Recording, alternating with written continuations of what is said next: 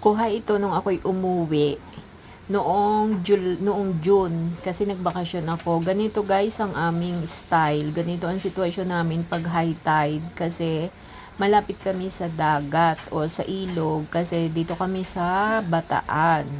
So pag high tide, ayan, lumalaki ang tubig. Abot sa aming lugar. Mga tumatagal yan ng mga 2 oras hanggang 3 oras. Pero pag nag-low tide na, nawawala na yan. So, ganyan ang sitwasyon namin. Hanggang sa kalsada, ganyan. Malaki ang tubig. So, kapag nagsabay ang high tide at malakas na ulan, lalong malaki ang tubig, mataas ang tubig. So, kahit tag-araw, basta may high tide, ganyan kami. Sa Bataan. Pilar, Bataan.